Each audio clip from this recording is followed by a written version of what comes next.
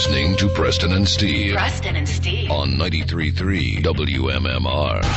MMR rocks now. Past week or so, we've been singing this song. Send your pictures to dear old Captain Noah. Send today. Ladies and gentlemen, Captain. Right away. And Mrs. Noah.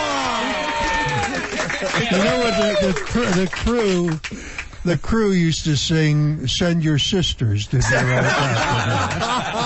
Or send your money to dear old Captain. And it was, you were telling about people going to shows paying $350. Yeah. We did a show at the Tower Theater, and we got a buck a ticket. A buck a head? $1 a people ticket. to come out? Really? Yeah. Oh, man. Well, how times have changed. I'm sure maybe we could jack that up a few bucks for you now if you came back. Get it up to $350. Yeah. Thanks a lot. Captain and Mrs. Noah, welcome to our studio this morning. Thank you. It's good We're to be really here. pleased to be here. Well, when exactly, what was the run of your show? When did it begin, and when did you guys wrap it up? 67 to 95. 67 to 95. Long run. Wow, that is an incredible run. Was it all in the same studio? Yeah, we right over at Channel 6. Okay. They were very supportive of children's shows, always were.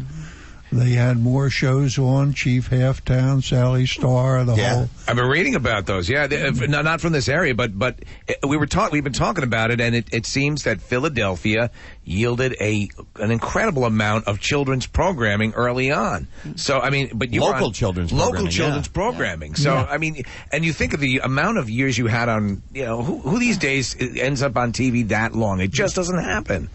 Well, plus the fact we weren't fired. That we were helped. allowed to go when we wanted to go, and we went so we could hold our heads high, so we still can walk in the station and know everybody. It's a real pleasure to be told that you'll never be fired, nobody can sink the Ark, and it didn't sink. It was always Captain Noah's Magical Ark. It always went under that name, correct? Yeah. From Correct. day one. Right. Okay. Yeah. So was it then your choice to when it was time to end the show? I felt it was time to go. I felt our show wasn't keeping up with what was going on today.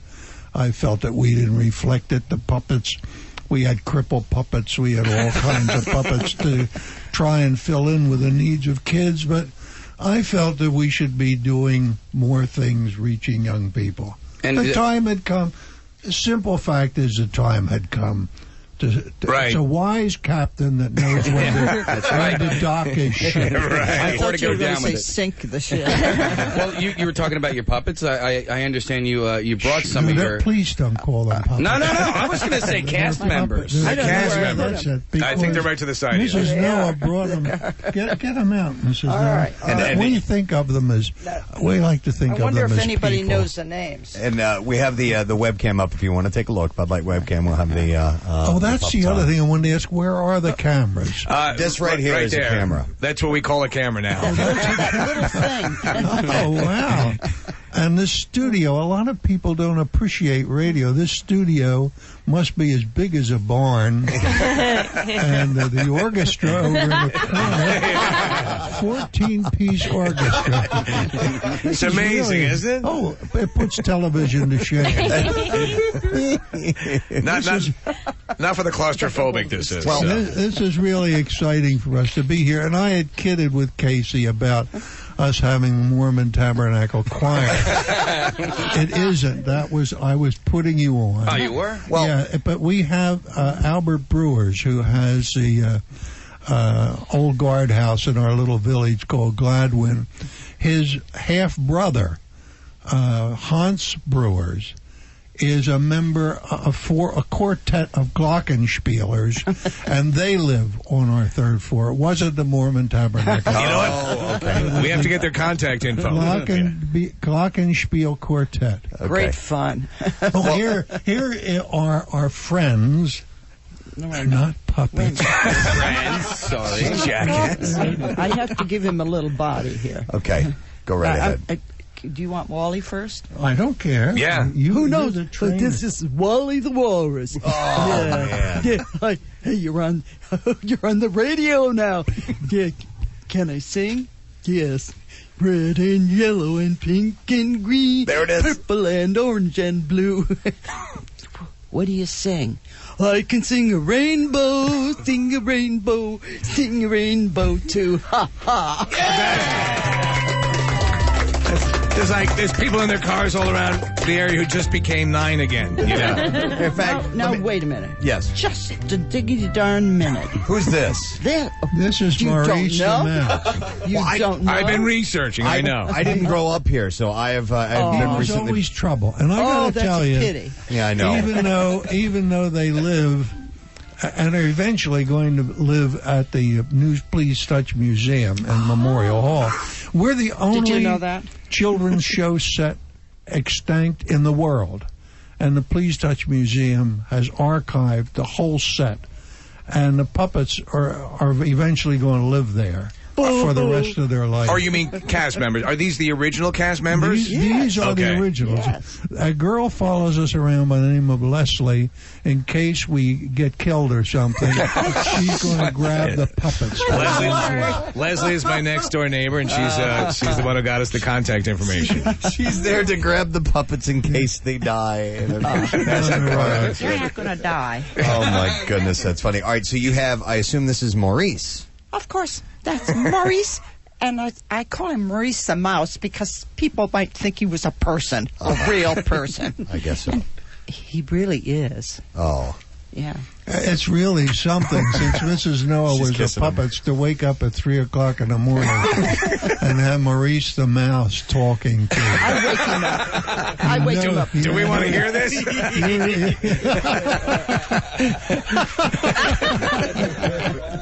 I mean, that's whatever goes on is okay. Let me go to some phone calls here. I have some people that want to make some comments. I have Barbara on the line. Hey, Barbara, good morning. Hi, good morning. Hey, what's up, Barbara? Good morning, Captain and Mrs. Noah. Good morning. Morning. I miss you so much. I Oh, was raised with you. I raised my children with you, and I cried my heart out the day you left. Aw. I sang my children the Rainbow Song every night before they went to sleep. Never suffered a nightmare, and I feel sorry for the children today that they don't have you. God love you. Thank you. Did you guys write that? Where did you get the Rainbow Song? It's from the movie Pete Kelly's Blues. Peggy Lee sang it a cappella. Right. She was in a rocking chair holding a doll in an institution, rocking back and forth, and sang this song. And we, like it. she was in town and caught our show and came in and sang it with us one morning. What celebrities did you have appear on the show? Did you at any point? I mean, I know you had a lot of a lot of the local people that we are now familiar with have gone on to do a lot of news and stuff like that. We're associated with you, but anybody else? On our show? Yeah. Well, let me see. The Philly Fanatic Okay. made his first public appearance on our show on April the 23rd, 1978. God. That Wow. was before he even appeared at a Phillies game. Wow. So he was really born on the Captain Noah show. That's cool. Dorothy Hamill was in before she won her gold medal, and we gave her what we gave everybody then, a giant Tootsie Roll. Everybody got one. So when she came back to town, the Daily News did a piece about the last time she came. She just got a Tootsie Roll, and now she's back with a gold medal. So I called the Tootsie Roll people, and they had a diamond Tootsie Roll pin made up for Dorothy Hamill. No kidding. To wear. We had regulars on our show like Tim McCarver. Charles Barkley was always a wonderful guest. He was terrific. The most pictures we ever got sent in were pictures of Charles Barkley and the Philly Fanatic. Wow. Great. Yeah. Oh, he was. Charles Barkley was, and I got a lot of criticism about having Charles Barkley on, but He was a good guy. Good guy to you. I wanted somebody to talk to children that had fallen down and learned to get up. Right. So that was number one. And as I told everybody who criticized me, I tried to get Jesus of Nazareth, but he wasn't available. So I got Charles Barkley. Okay. I wanted to ask you about sending the pictures in. I found out yesterday that my wife sent in pictures, and she and her sister sat and watched, and lo and behold, they made it onto air. But it was one of those things where you waited until the end of the show, and then they kind of scrolled by pretty quickly. It was, if you sent them in, it was a little anticlimactic. It was before TiVo. Yeah, right. You couldn't exactly rewind Don't blink. and go back. Right. Yeah, exactly. Don't blink. But do you have any catalog as to how many pictures you received, or any idea as to how many people sent in? We would try and show 100 pictures a day. So if you hiccuped or bent over to tie your shoe, you probably missed your picture. But the interesting thing about the pictures is how deep they went into society. There was a little boy by the name of Malcolm Burns. None of you would remember it, but Malcolm Burns was famous for about 3 days in the Philadelphia newspapers. He went down in the subway at Columbia Station on Broad Street, and a group of his fellow students were hassling a little girl, and he intervened, and they shot and killed him for doing that. And his father sent in the picture to us that his son had drawn with a note that said he watched our show every day and sent in his pictures, and if he knew he ever saw his son again, it would be when he came downstairs and would see him watching Captain Noah. So when you talk about the pictures, there was a depth to them that was, I'll tell you this, we had a connection with children that I don't think anybody has ever enjoyed before or since. And as a reward for that, we had a 57 share in the morning. Oh my goodness. Dynamite, right? Yeah. 57 share. Well, we're pretty much doing the same. Yeah. Well, I don't know. I don't know why not. You were as good as we were. That's amazing. But you bring up something just quickly. Is that the days of hosts like of kid shows such as yours, you just don't see it anymore. They're done. You're done. We're That's done. too It's bad, a new isn't it? era. It's too bad. It is. And It really there's is. no reason for it, because television makes enough money to be able to put on children's shows. By the way, Captain Noah, I understand, is your show is still available every Saturday on digital cable. Were you aware of that? Uh-huh. Okay, so that can... 8:30 in the morning, I think. Okay. Let me go to... We're making piles of money from that. I'm going to buy myself a new... Going to get a new Jaguar. Let me go to Diana. Hey, Diana, good morning. Hey, good morning. What's up, Hi, Diana? Captain Noah and Mrs. Noah. Good morning. I loved your show so much. I loved you guys better than my own parents. You love them more. The best description I ever got of myself that complimented me the most was a mother that said, "You're the grandfather my children never had." Oh, it's the truth. Isn't that sweet? That's Yeah. incredibly Very sweet. So, Diana, go ahead. Sorry, when it rained, I used to look for your ark outside. And it was great. Oh, get a life. Oh, that was nasty. Harvey, that was nasty. Captain Noah! That is Can you come in every week? Hang on, let me go to Nicole. Hey, Nicole. He's saying the ark never existed. Good morning, Nicole.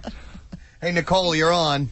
Hello, good morning. Hey, Good morning. What's up, Nicole? Good morning, Captain Noah. Good morning. Oh, my gosh, I'm so excited right now. Well, so am I. This is the best morning ever. I am so excited, and I am so glad to hear your voice. And I really, honestly didn't know that you were still around. I'm sorry to say. And I'm He so sure excited. is. I'm really stuffed, and they wheeled me. Are you surprised at finding out people who were fans of? I know it was Jon Stewart. I think Leslie had sent me something. Yeah. Was Jon Stewart a fan, or had appeared on the show, or? Jon Stewart made his first public appearance on our show. Okay, it's in his biography. He didn't describe me too flatteringly in his book, but anyhow, he was 9 years old, and he played the trumpet. And I don't know how they got on our show. They were he was from around East Orange in a little jazz band, and I remember him because every once in a while a kid would come on and be really street smart. Now he wasn't smart. He was just a nice kid that was curious, is what it was. And he fascinated me, and so he stayed with me the whole show. And that's what I remember about John. I don't take any credit for his political views today, however. Well, how did he describe? You said that he didn't describe you very nicely. Well, he said I came down the sliding board, which was a true. I got contact arthritis from hitting that floor. It was built for a swimming pool, and I hit the floor, and I come down, and in those days, I smoked pretty heavily, and he said I came down that sliding board, lit a cigarette, and from there on in, you didn't do anything funny. That's very nice. That is not that's right. True. That is right, because I took our show very seriously, and once we were on the air, as the crew said, you're a nice guy except when you're on the air, because everything's got to roll right. And I'm sure Preston is aware of that, and you guys are all when You want to put on air, the best. You want to put on the best product. absolutely. And if somebody doesn't do their job, I would hit the roof. Got to crack the whip a little bit. I have to be very careful. I'm sure you were impervious to it, right? But we had Ed Lindemann, who was nice guy, a wonderful guy who ran the Flower Show. He's retired now. A new guy's been in from Disney the last couple of years.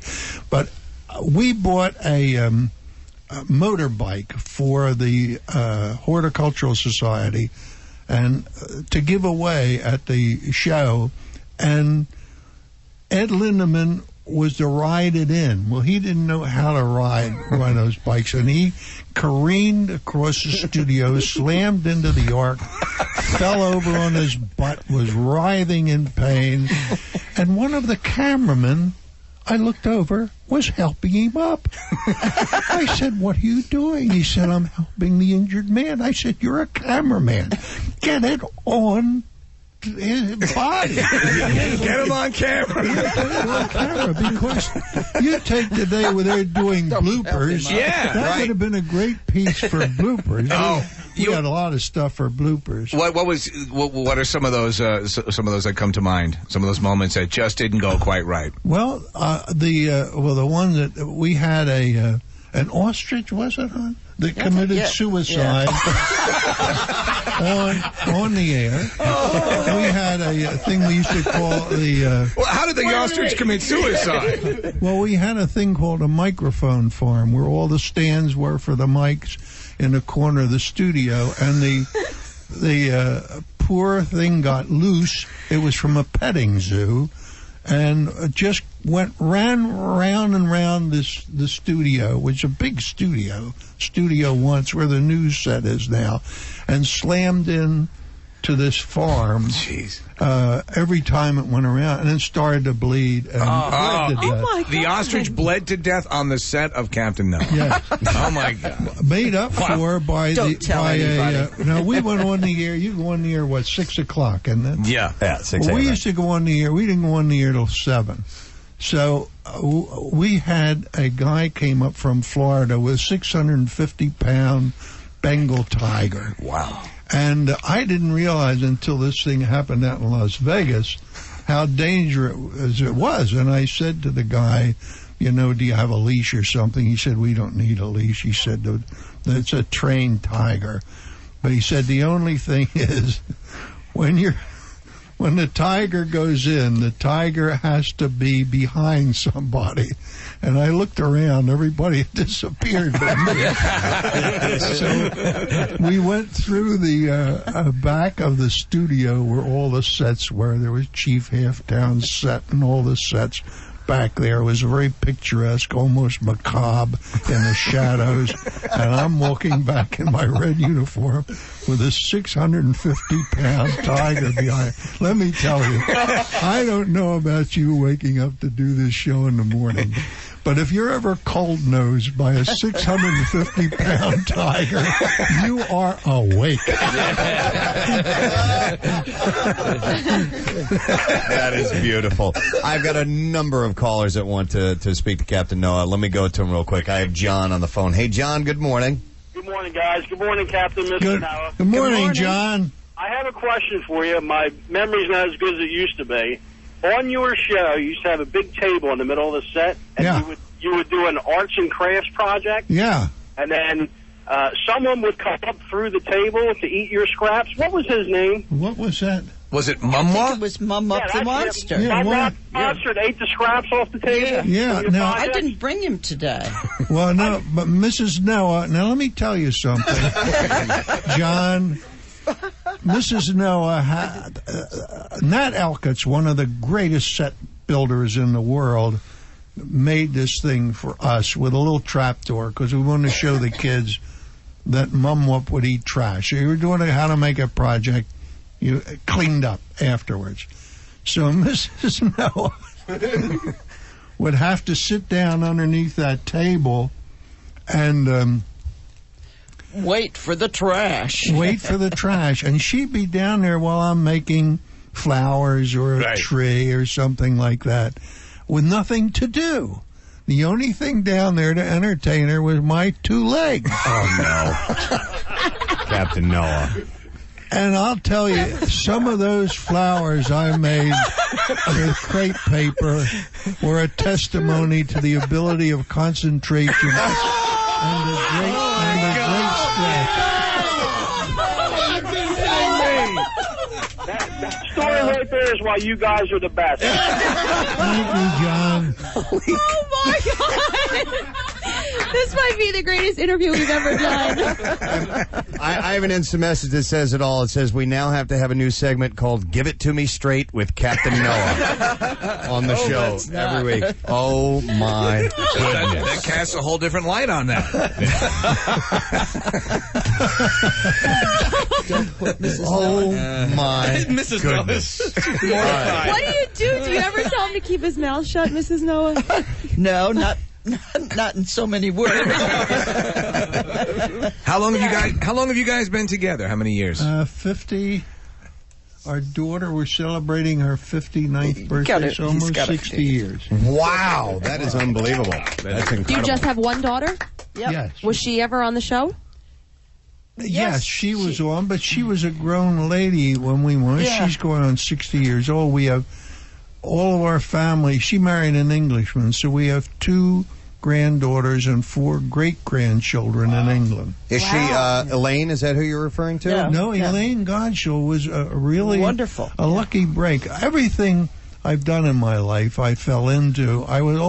Everything that's ever good that has come to me is when I was doing something that I didn't expect to make any money. Yeah. And it just Something you opened just up. enjoyed doing. It just came around, and we had a guy who used to be at Channel 6. Some of your interns are going to have him for a professor by the name of Lou Klein, who helped in the birthing of Captain Noah and was director of just about everything at Channel 6. And we got Elaine Godshall on our staff because he released her to us. Mm-hmm. She came on as Miss Elaine. Okay. Wonderful young lady. Of course, I have to Great mention help. Larry Ferrari, who played the organ background for our show for almost 30 years. Was he singing? Would he sing along with you as well?